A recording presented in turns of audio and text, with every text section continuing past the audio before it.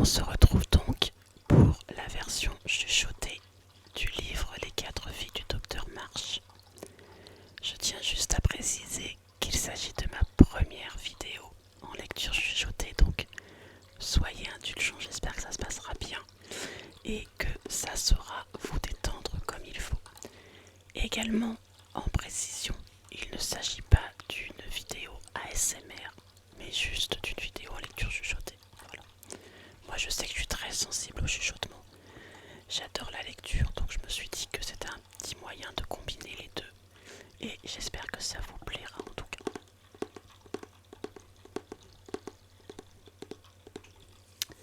On est donc parti pour le chapitre 1, une famille heureuse. Un Noël sans cadeau, ce ne sera pas un Noël, grommela Joe étendu sur le tapis.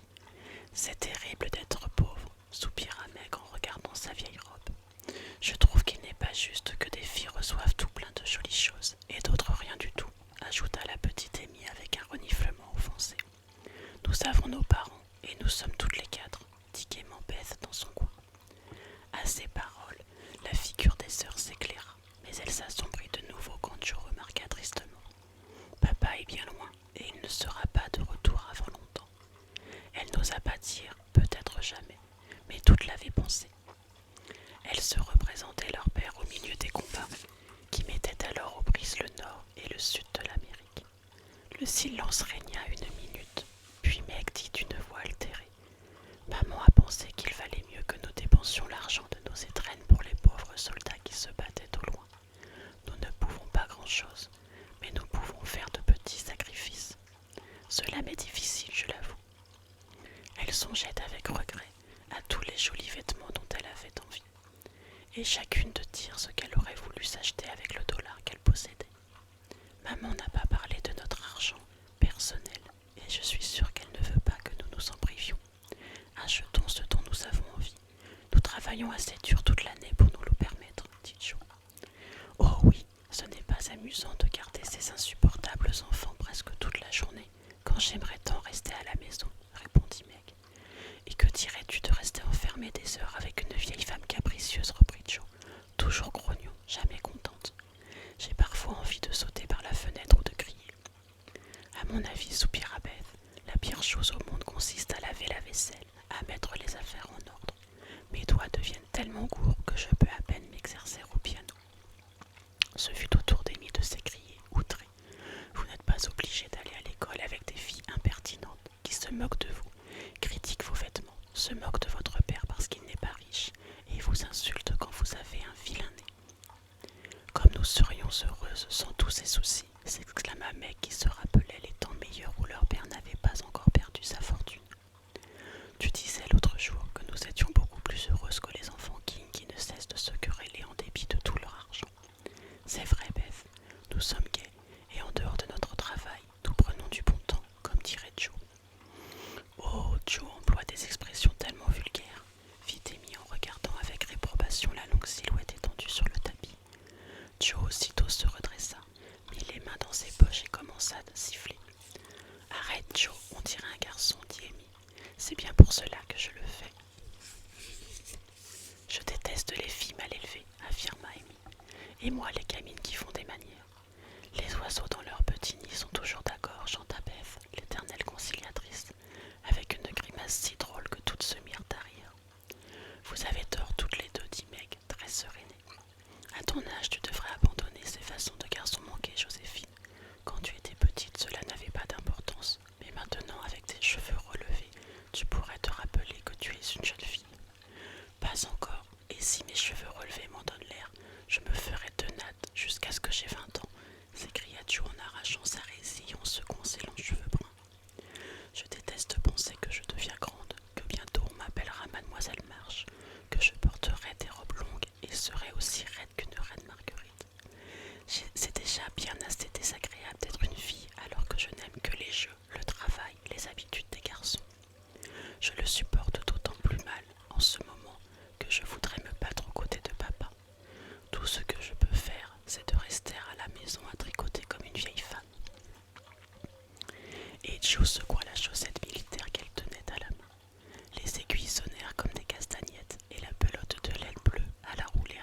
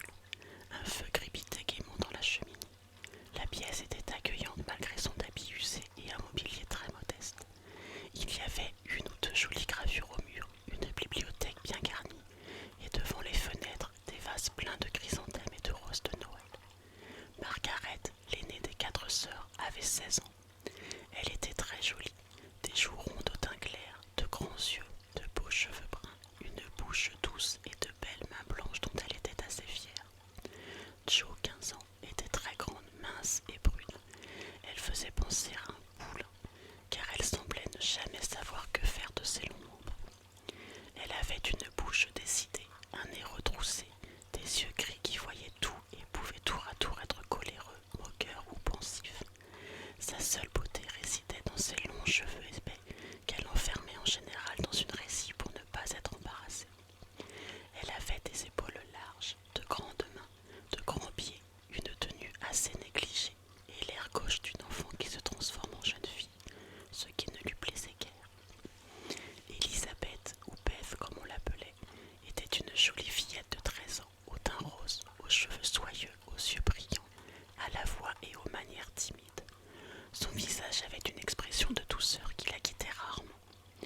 Amy, la plus jeune, était une personne d'importance, du moins à ses propres yeux. On aurait dit d'une poupée de porcelaine, avec des yeux bleus, des cheveux blonds et bouclés sur ses épaules, une taille frêle. Elle se comportait toujours avec l'élégance d'une demoiselle bien élevée. La pendule sonna 6 heures. Après avoir balayé le devant de la cheminée, Beth mit à chauffer une paire de pantoufles. La vue de ces pantoufles amena un sourire aux lèvres des sœurs. Leur mère allait rentrer et chacune se réjouissait de l'accueillir. Meg alluma la lampe. Amy se leva de son fauteuil sans en avoir été priée. Joe oublia sa fatigue pour tenir les pantoufles plus près de la flamme. Elles sont complètement usées. Il faut que maman en ait une nouvelle paire, dit Joe. Je pensais lui en acheter une avec mon dollar, dit Beth. Non, ce sera moi, s'écria Amy. Je suis l'aînée, commença Meg. Joe l'interrompit d'un ton décidé. Maintenant que papa est parti, c'est moi l'homme de la maison. Et j'achèterai les pantoufles, car papa m'a dit de prendre soin de maman en son absence. Je vais vous dire ce que nous allons faire, dit Beth. Offrons-lui chacune un cadeau pour Noël au lieu de penser à nous. C'est bien toi, chère Beth. Qu'allons-nous lui donner s'exclama Joe. Chacune réfléchit un instant, puis comme si l'idée lui avait été suggérée par ses jolies mains, Meg annonça. Je lui donnerai une belle paire de gants. Des souliers de l'armée les meilleurs, s'écria Joe. Quelques mouchoirs tout ourlés, dit Beth. Je lui achèterai une petite bouteille d'eau de Cologne. Elle l'aime bien, cela ne coûte pas cher, et cela me laissera un peu d'argent pour acheter mes crayons, ajouta Amy. Comment lui offrirons-nous tout cela demanda Meg.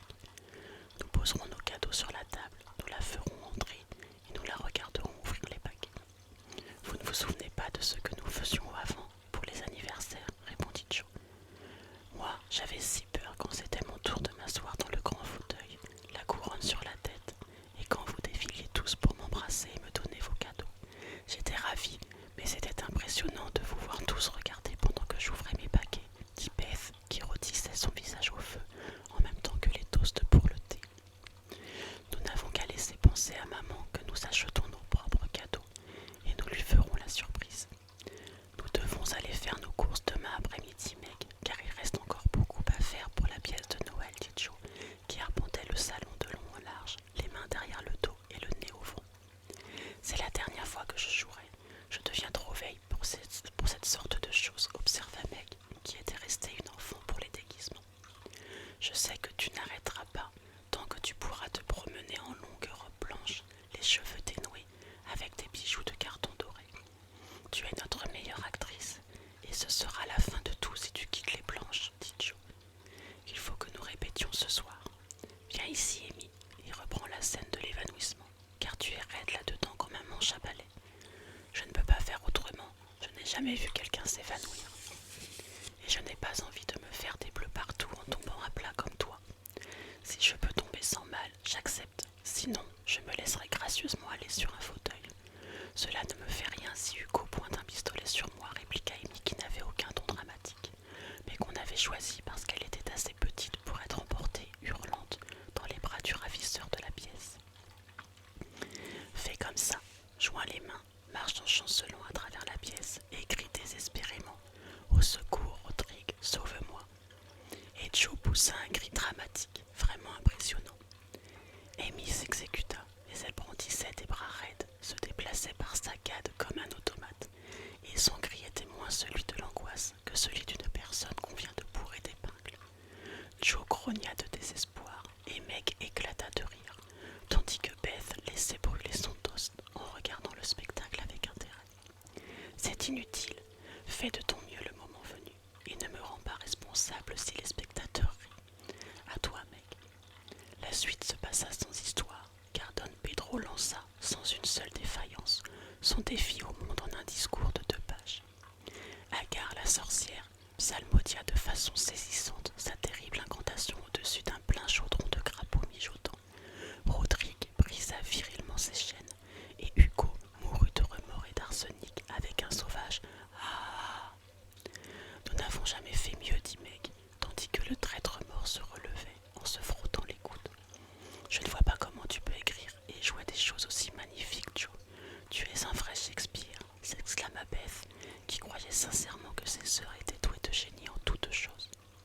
Pas tout à fait, répondit Joe avec modestie. Je pense vraiment que la malédiction de la sorcière, tragédie-opéra, est plutôt réussie. Mais j'aimerais monter Macbeth, si seulement nous avions une trappe pour Banco. J'ai toujours souhaité jouer la scène du meurtre. Est-ce là un poignard que je vois devant moi, articula Joe d'une voix sombre, roulant des yeux et brassant l'air, comme elle l'avait vu faire à un célèbre tragédien. Non, c'est le soulier de maman, planté sur la fourchette à toast au lieu du pain. Beth à la folie du théâtre, s'écria Meg, et la répétition s'acheva dans un éclat de rire général. Je suis bien contente de vous trouver si gai, dit une voix joyeuse. Toutes se retournèrent pour accueillir une grande femme au visage maternel. Ses yeux disaient « Que puis-je faire pour vous aider ?» Vêtue sans recherche, c'était une femme pleine de noblesse, et avec son manteau gris, son capuchon démodé, ses filles la trouvaient la mère la plus belle du monde. « Eh bien, mes chéris, qu'avez-vous fait aujourd'hui? J'ai eu tant de paquets à préparer pour demain que je n'ai pas pu revenir pour déjeuner. Y a-t-il eu des visites, Beth? Comment va ton rhume, Meg? Joe, tu as l'air horriblement fatigué. Viens m'embrasser, Amy. » Tout en posant ces questions, Madame March se débarrassait de ses vêtements mouillés, enfilait des pantoufles chaudes et s'asseyant, Amy sur ses genoux, se préparait à jouir du meilleur moment de sa journée si occupée. Meg disposa les tasses à thé, Joe apporta du bois, mit les chaises autour de la table non sans doute heurtée. Beth s'affairait sans bruit entre le salon et la cuisine, tandis qu'Amy, assise, les mains croisées, prodiguait ses conseils à tout le monde. Comme elle se mettait à table, Madame March annonça avec une expression joyeuse. « J'ai une surprise. Je vous la garde pour après le dîner. » Un bref sourire éclaira comme un rayon de soleil tous les visages. Beth battit des mains sans prêter attention aux biscuits qu'elle tenait. Joe jeta sa serviette en l'air en criant « Une lettre, 3 hurrahs pour papa. » Oui, une bonne et longue lettre. Il va bien et pense qu'il passera l'hiver mieux que nous ne le craignons.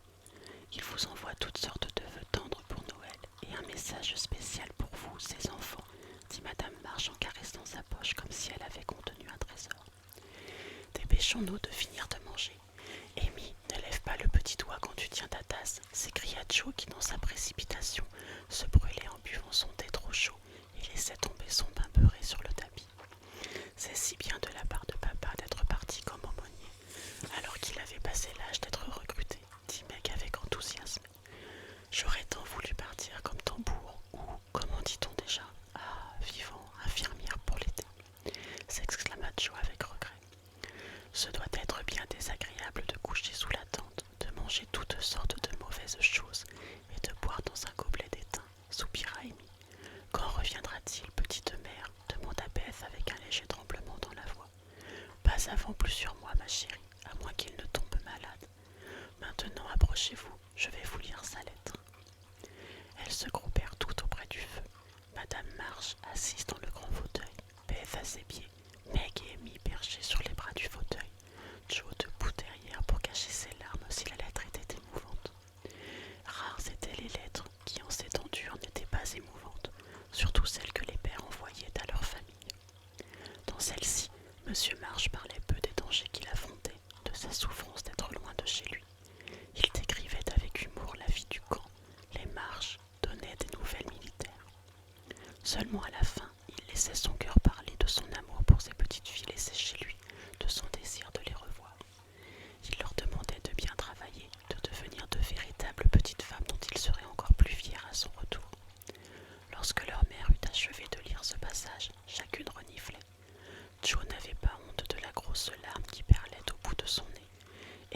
se souciait pas d'ébouriffer ses précieuses boucles en se cachant pour sangloter sur l'épaule de sa mère. Je suis une affreuse égoïste, dit-elle, mais je tâcherai d'être meilleure afin qu'il ne soit pas déçu en me revoyant. Nous essaierons toutes de nous améliorer, s'écria Meg. Je suis beaucoup trop coquette et je déteste travailler. Je ferai un effort si j'y parviens. Et moi j'essaierai d'être ce qu'il aime à appeler une petite femme. Je ne serai pas brusque et impatiente et je ferai mon devoir ici au lieu de toujours vouloir être ailleurs. Dit Joe qui pensait que ne pas se mettre en colère était bien plus difficile que de combattre un ou deux rebelles dans le sud. Beth ne dit rien, mais elle essuya ses larmes avec la chaussette de l'armée et se mit à tricoter avec ardeur, prenant la résolution d'être tout ce que son père désirait qu'elle fût à son retour dans un an. Madame March rompit le silence en conseillant à ses enfants de regarder le lendemain sous leur oreiller, où chacune trouverait un guide pour devenir meilleure. Pendant ce temps, la vieille Anna avait débarrassé la table. Les 4 sœurs prirent leurs corbeilles à ouvrage et se mirent à ourler des draps pour leur tante Marche, chez qui Joe servait de demoiselle de compagnie. C'était là une tâche ennuyeuse, mais ce soir-là personne ne maugréa. Joe proposa de diviser les longs ourlets en 4 parties qu'elles nommèrent Europe, Asie, Afrique et Amérique. Ainsi le travail avança rapidement pendant qu'elles parlaient des pays qu'elles traversaient en causant. À 9 heures, elles plièrent leur ouvrage et chantèrent comme d'habitude avant d'aller se coucher.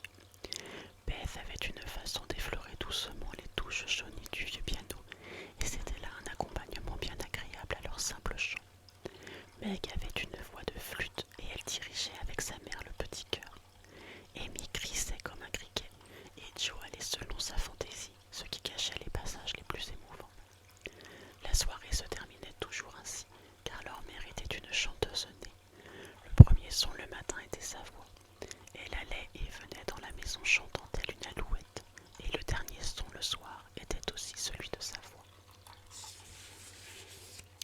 Et voilà,